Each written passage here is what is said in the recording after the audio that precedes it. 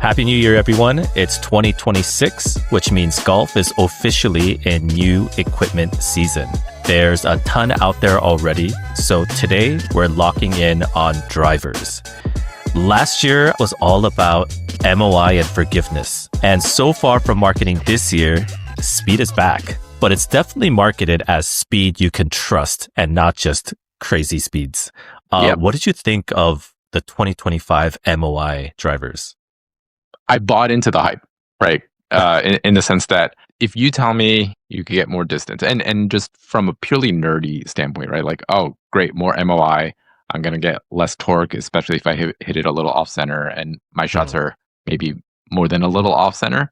I was like, I buy into that. Like, that will help my game. That will fundamentally help my game. And then you stop and you think about it and you go and try these clubs. And like, if your swing is like not good, there's only so much the club is going to do for you, right? Like, you still see slices, you still see snap hooks, right? And so while I liked it, I liked where, especially the driver, I liked where my driver has been just purely from how it performs for me basis. And I fell into a lot of the hype early on. I don't think it's the payout that everybody is expecting or wants it or hopes that it is, which is okay. Sure. Because it's, incremental improvement. But at this point, I'm like, if speed is a little bit more definitive, maybe I go back to speed. Maybe I go back to getting a few more yards. Yeah. There's nothing that the club can do if your club face is open at impact. And so, I did notice that there wasn't a huge jump in speed in the drivers that I've tested. If anything, because right now I play the Callaway Paradigm Triple Diamond, which is now, 3 years old? Yeah. And the numbers from a speed perspective didn't jump that much. But for me, I noticed the dispersion might have been a little tighter, but the spin numbers were up, which I guess is kind of expected with all the MOI stuff, but because it is overall more forgiving, the weight is pushed, further back. And so my spin numbers went up. So I felt like this was not the year for me to upgrade my driver. Are you considering it for this year? Would you, if you found significantly better numbers? So there was one driver that really caught my attention last year, but the timing of it was so off. I looked at the Elite Triple Diamond Max. The one thing unique about Callaway's is that their clubs, the Triple Diamond, the low spin versions are 450 cc's, whereas everything else is 460. And yes, that 10 cc, it's like a 2% size difference. Am I really going to notice? No, but I think it does play a psychological thing for me where I want a little bit more forgiveness because it wasn't my best driver year. And so when I tried the Callaway Elite Triple Diamond Max, if I fine tune it, I got the numbers I wanted and I felt it was more stable than my Paradigm. However, the Triple Diamond Max gets released at like July or August of each year. It doesn't come in the beginning. And so I didn't want to pay for a driver and then it be already kind of obsolete 6 months later when the new one comes out. So I didn't pull the trigger. But there is a driver that I am kind of excited for this year. We'll get into that a little later. With that, let's jump into our first brand, which is Taylormade. So Taylormade, it's the QI4D family this year. Roy, what did you think of the QI35s? I had zero interest in playing because I have a QI30. And before that, I had the Stealth 2. Right? So Stealth 2 to QI30, I think, was one generation jump. Right? And zero interest in getting the QI35 because I was very happy with the QI30. Not every aspect of it, but just in terms of, the performance, how it was working for me. So I really just didn't care that much because I felt like the 35 was so minimally incremental, even in the way that they were marketing it, that there was no point for me to try it. But with the new QI4D, it's piqued my interest a little bit, even though I told myself I wasn't going to buy a new driver, or at least that's definitely not the next club I'm going to buy. But what do you think about what they've said so far? So I was Team Taylormade with my drivers for over a decade. And then the last 3 drivers I got was Callaway. I don't love the carbon face. And that's why I moved away from Taylormade. But what I'm hearing so far has piqued my interest in potentially giving Taylormade another try. One of the big things is, number one, is I just think it looks really, really nice. And the shape has this smaller kind of tour profile, less bulbous at address, which I feel like last year, especially with the MOI talk, it was a little bit more bulby wherever you look at. So when it comes to tour confidence, without it feeling intimidating, I think that's what I see when I look at the QI4D line. The other thing that got me excited is it reminds me of the Sim 2. It actually looks like a repackaged Sim 2 with a carbon face. And yes, I know we'll get into the technology and what they improved, but I actually really like the Sim 2. Yeah. It's one of my favorite drivers. And so because of that, it's piqued my attention. Can this be another kind of resurgence of that Sim 2 line that I love so much? Yeah. Yeah, it has a very clean look, you know, and a little bit, like you said, a little bit more tour inspired, or I think I equate it to like a traditional looking driver. So kind of this return to like a very clean, almost classic look. I'm kind of excited for it. I really like it. Yeah, and now it's like the fourth generation of the carbon face, and so I feel like they might have refined it a little bit more. They also played around with the curvature of the face. And so it's actually a lot flatter than it was years before. And supposedly that's supposed to stabilize your spin numbers and your launch numbers. So yeah, I'm definitely going to give it a try. What's very interesting about Taylormade though is this year they're selling a system, especially with their new kind of shaft. And philosophically, it's nothing new. Golfers that know golf know that based on your swing, they need to buy a profile that fits their load and release patterns. But most amateur golfers look at shaft and think, oh, it all just has to do with flex and speed. Right. But there's actually three, areas of a shaft, and that's something that Taylormade is getting into. Yep. So I'm a little bit interested to see what more, but I don't think it's going to meet my expectations. Roy, what did you think of their kind of shaft philosophy this year? We've talked about this, I think, a lot, right? Where, generally, I believe that the shaft is almost more important than the head, right? Whether it's an iron or a driver, because of exactly what you're saying, where it's going to match your performance. It's going to be a little bit more aligned to the way that you swing, and therefore you're going to have a little bit less variability that you have to deal with. Weight, overall flex, yes, those are very important as well. But I love that they're heading in this direction. I'm not sure that they went far enough, right? Like, is this more of a marketing ploy? And it's Taylormade, so like the answer to that is yes, because if they're saying, hey, here's the Reacts, I think that's what the shaft system. Here's 3 versions of it. I went on their website. It was like, you film yourself head on, pause it at impact, and then tell us where your hands versus shaft are, and then that's the shaft that you pick. That's so oversimplified, right? Like that's boiled down to the very, very basics of what it is. That will average amateurs get a little bit of performance improvement out of it? Yeah, probably. Is it really going to be like the defining thing though? Probably not. So love it in theory. The jury's still out on execution because I don't know that they went far. Yeah. And, I wanted to spend a little bit of time to give our listeners a little bit of insight as to what we're actually talking about. So a driver shaft is broken down into, well, every shaft, but shafts are broken down into 3 zones. There's the butt, which is the grip section. There's the midsection, and then there's the tip. The butt end is a little bit more for feel and for tempo. The midsection is for really loading and unloading the shaft. And the tip is really for fine-tuning launch and spin. So what Taylormade did this year is they created 3 categories. Number 1 is the golfer that likes to release late or hold that lag through impact.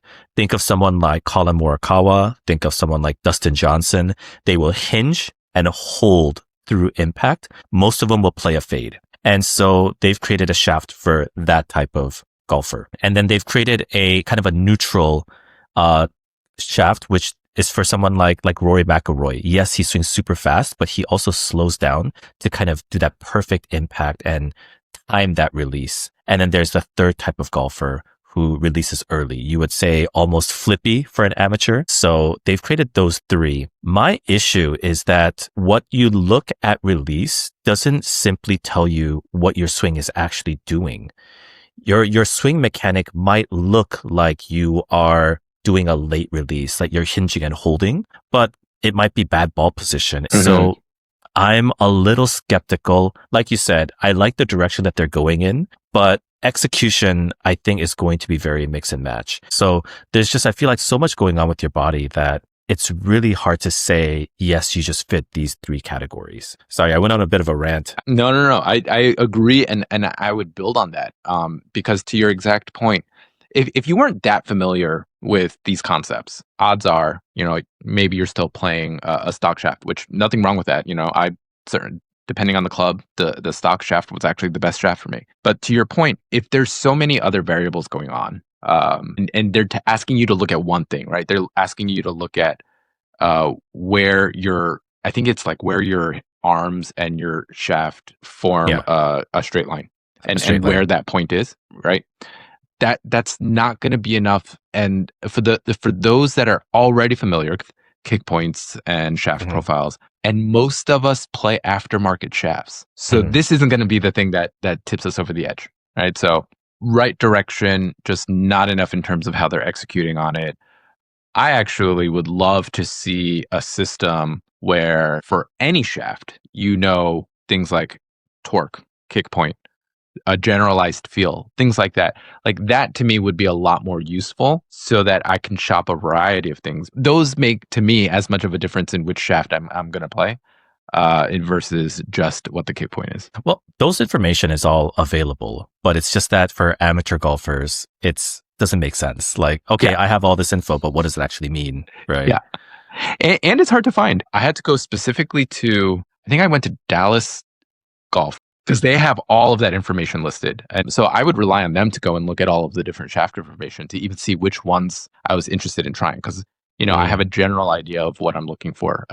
Getting back to the Taylormade though, the other big piece of technology that, I guess it's not new technology, but some of the other things that they're maybe reintroducing with the QI4D, they're bringing back a little bit more of that adjustability with the weights. That also is interesting to me because I would actually love to be able to play with the weights on my current driver a little bit more than I'm able to. And it seems like they're kind of bringing that back with the 4D series. So I was looking at the QI35s versus the 4Ds. I didn't know what changed that much in terms of adjustability because they kind of have the same number of weight ports per driver, right? And so what did they add to the 4D that makes it a little bit more adjustable? Right, the 35 also has the 4 ports. I think they have like 3. It depends on the model, right? But I guess you could argue that instead of just one weight in the back, they've now added 2 weights in the back. So the 4D looks a little bit more like, I think it was like, what was it? The quad, the R7 quad. It was 2 weights in the front and 2 weights in the back, I think. Right. So now you could do a little bit more of that heel toe balancing. And I think the default that it comes with is 2 9 grams and 2 4 grams. Right, so you can really start changing left, right, and front to back from a weighting system. Got it. I think it's because I only look at like the LS version, and the LS version I think only has 2 weights. Yeah, that's right. Yeah, but the LS version is the intent of it is don't let them mess up the LS, right? They're trying to keep that as a general. I think it's forward weighting. Right, for the LS, and they don't want people to move that around too much. Otherwise, it stops being an LS very fast. This is why I loved like the M1 series where they had the T sliders, because I was able to essentially create the perfect driver for me by moving slides. Right. I actually added weights. Like I bought aftermarket weights and added like another weight to the T slider so that it would be a little bit more favorable for my swing. They need to bring that back. Yeah. Now this shouldn't impact me as much, but it does. And it is how quickly do the tour players adopt this new line into their bag? Yes. And in the past couple of years, especially Rory has not loved Taylormade drivers. He would constantly go back to even like the Stealth 2. And Colin Morikawa actually, for years when like the Stealth first came out, was still using his M2. And so you see that in Taylormade golfers quite a bit. This year, everyone was so quick to adopt it. Rory put it in his bag immediately. Tommy Fleetwood's numbers with the QI4D jumped so much versus the QI35s. And so Right. that's another reason why I'm a little bit more excited as well, because the Tour Pro reaction to these drivers have been so positive that I'm like, Right. what's going on? And Yeah. they know, they know a good driver from a not so good driver. So Yeah. I think that also has me really excited. All right. Well, let's jump to Callaway now. So Callaway this year has released the Quantum family versus what was the Elite last year. I think last year, from what I tested out from the Elites, it was very much a balanced performance. They didn't necessarily want to go to crazy forgiveness, but it was kind of like a safe evolution from the Paradigm AI the year before. The one thing I hated about the Elite, because I played the triple diamond, the low spin version, is that the TD kind of felt like an afterthought. If you look at the crown, the TD was the only thing that stood out. It kind of felt incomplete in a way, where because it didn't conform with the rest of the line. And so, I don't know, like it wasn't quite the year for me, other than the TD Max when it came out. This year, I feel like what Callaway is selling is Tour DNA. They're kind of going into all across the line. They're going to a bit more of a tour feel, even for their Max drivers. And so this year, very much, I feel Triple Diamond style is front and center. And so I think what they're selling is this works for everyone, but if you want precision, this is the line for you type of messaging is what I'm hearing so far. Yeah. Is there anything that you noticed from the Quantum line so far? No, I mean, and when I was doing my research, I think a lot of it was still USGA conforming, some initial pictures, and I didn't actually take a look at Callaway's website or any of their socials. It's funny. It's like, I guess because of my brand loyalties, like there are some things that just never show up on my feed. Callaway is one of them. Were you able to find actually like their technical specs? Because I wasn't able to find it. What type of technical specs? Like the technical changes that they made in the Quantum versus the Elite. Like, no, I didn't find like detailed. Yeah. Okay. It's all just like the stuff that I saw was all speculative. Yeah. For me, I was more commenting on just like the look that I was seeing. Yeah. Okay. I think for me on the Callaway, the look is clean. I do like it. I'm curious to see once they finally do announce some of their numbers, what they're saying on speed, just because Callaway has been kind of reigning in that area for the last few years now, right? So I know I just said I'm not in the market for a new driver, and then maybe I'll go look at a Taylormade. Realistically, if I were to go get a new driver now, it would probably be between 3 different brands, and Callaway is the third one, right? Like they would be one that I would be willing to check out. But I'm curious to see how they actually officially market their stuff once it comes out. The main thing with Callaways, I feel, is that they've always sold stability going back, even a decade, right? They had kind of the, what do they call it? Where they had the 2 bars, the jailbreak technology. Yes. And so everything from the jailbreak to now has been about stability. Adjustability, it looks about very similar to Taylormade, at least for the Triple Diamond line. It's like two weights. Even for the regular version, there doesn't seem to be that much adjustability compared to previous years. Right. But yeah, I mean, I'd be curious. And on that note, going on to Ping. So for Pings this year, they're always known for forgiveness, right? They're a stable. I think you have called them in the past fairway finder. Nothing too fancy, although always a lot of tech, right? Like I think we always describe Ping as like the engineer's driver. And I've had multiple Ping drivers, and there was a time where, other than shattering your eardrums, I loved a lot of what they did. So they're rumored to be coming out with, I think, an extension of their 440 line, right? The G440 line. From what we've seen, it's the G440K. And it seems like the big change is adding a movable weight, right? So now we're starting to see a little bit of a theme of, kind of that customization, personalization of the movable weights kind of getting reintroduced. But curious to hear your thoughts about the K. I think the movable weights have been there for the G440s from 2025. And I think even the G430s, some of the models had like those movable, the back weights, which kind of remind me, when they first came out, I was like, oh, this is the Callaway Epic weights that shifted, right?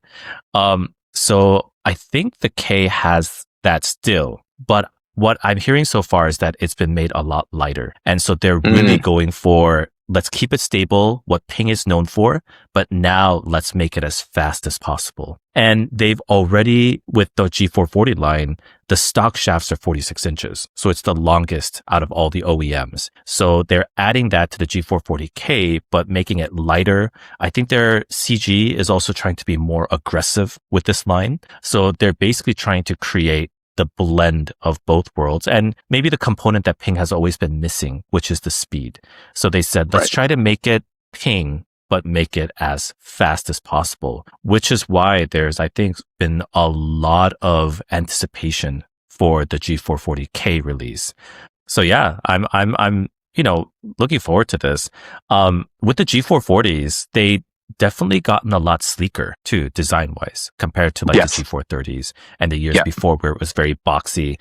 I think Ping is going towards that more athletic, sleek look and now starting to introduce speed, because that's been the one thing that has stopped golfers that I've talked to from going to a Ping. Well, I'm sorry, two things. Number one, there are people that love or hate the turbulators. I'm one of them. I can't stand the way that they look. The sound was another, but they fixed that with the previous two builds. The sound has become much more, kind of tour inspired.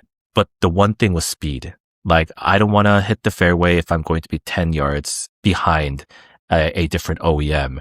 And so most amateurs would pick speed over forgiveness. Although a lot of people own Pings, people that I talk to still want that speed, right? A slightly younger, more athletic profile. So I feel like Ping is now slowly creeping into their conversations as well with this G440K release. Yeah, and it's really funny to hear that too, because I feel like when the turbulators first came out, the whole premise behind it was like aerodynamicy, right? And you're going to get faster speed. And so it's not like they haven't been speed oriented and not, super aggressive on distance.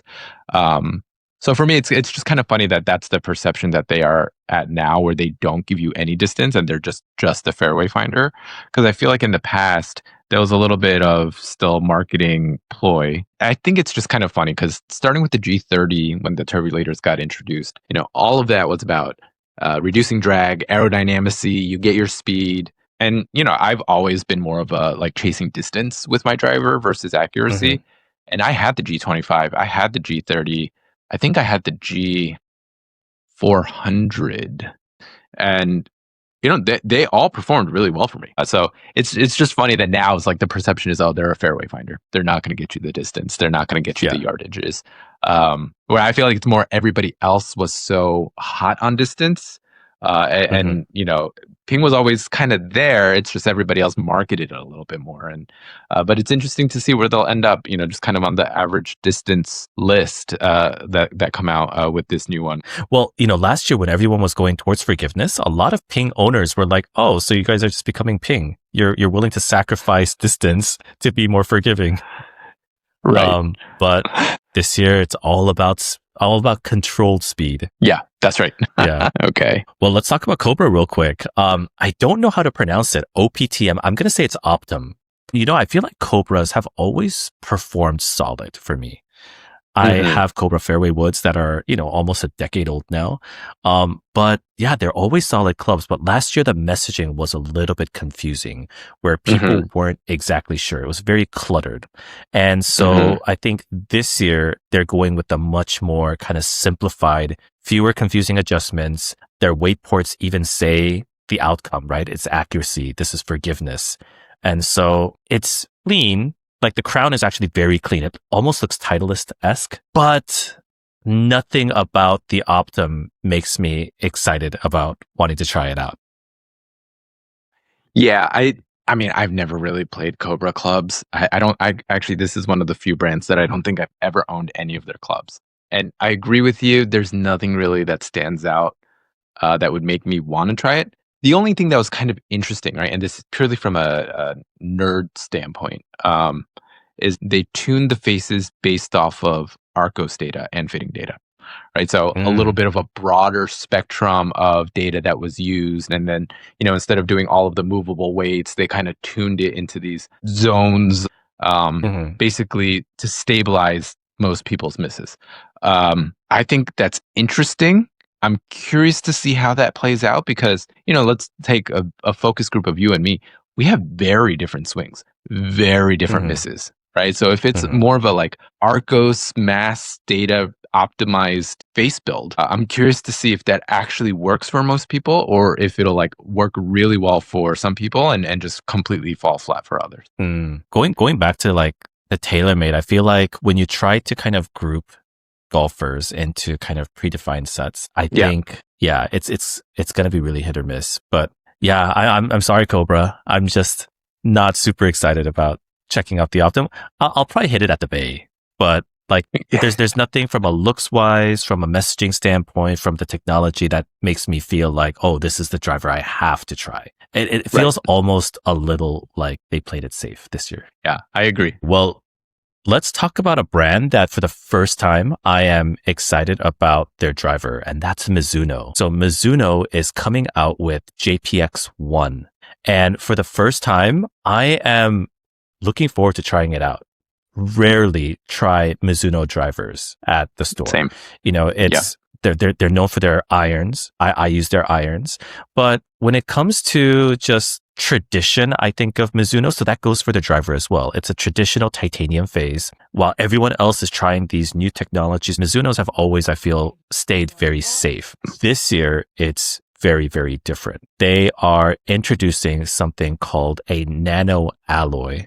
Have you seen this yet, Roy? Yeah, I mean, the claim is that and I am no scientist, but the claim is that the elasticity, right? So the energy storage changes at impact versus static. So supposedly gives you better energy transfer and therefore hotter off the face. Is that right? That's what they're claiming? Yeah. And I'm very curious how they do this because, when you talk about a driver face being hot or not, there is an actual limit on how much the face can actually bend and rebound. And so I guess are they just getting as close as they can to the limit?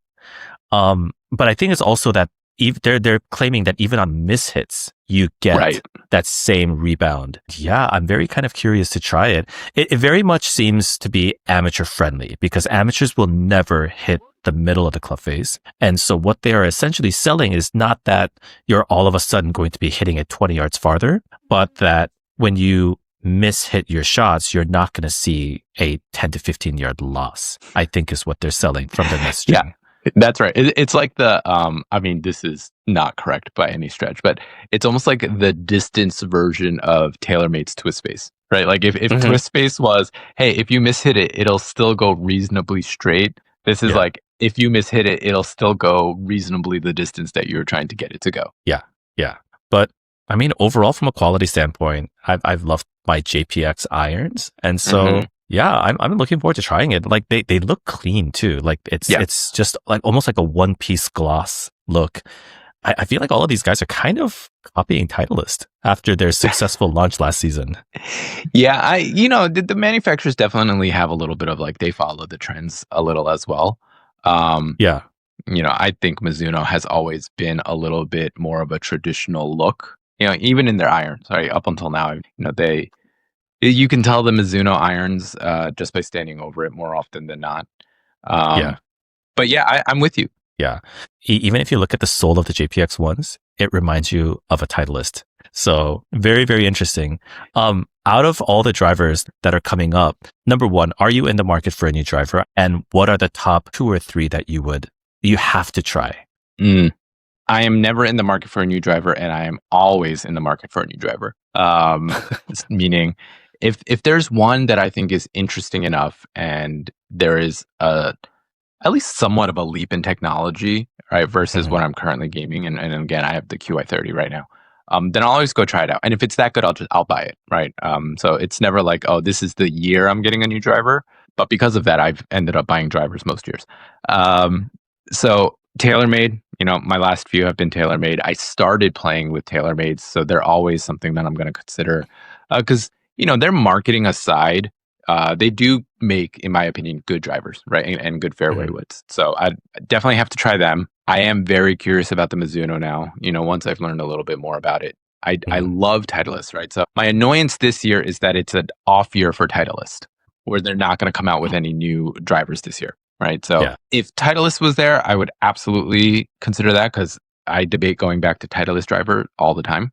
But with the Mizuno being very close, that very much piques my interest, visually. And then third is I've had them in the past, but not at the top of my list. But I would probably put Callaway in there. Like if I really wanted to test something else just to see what the benchmark is, it would be the Callaway. What are your three? Yeah, it's exactly the same. Because I've been team Taylormade, but I moved to Callaway, I always keep like one eye on like the Taylormade. It's like the ex-girlfriend. The years that I've owned Callaway has never been my best driving years. My best driving years was actually with Taylormade. And so I'm always kind of curious about Taylormade. And this is the first year where I'm like, do I need to give Carbon Face one more shot? Because every year in the past, it has disappointed me. So yeah, I'll definitely try Taylormade. The Callaway is there just because I feel like I'm comparing a little bit more apples to apples. I'm able to compare it to how my current paradigm, which again is 3 years old. I can't believe I've never gone 3 years without changing a driver. Luckily, I have, so many friends in the golf industry that I've been able to test out new stuff. But I guess that's what having kids do to you. Yeah. You need money for diapers. And then, same with you, the JPX, because this is such a brand new leap for a brand that I trust.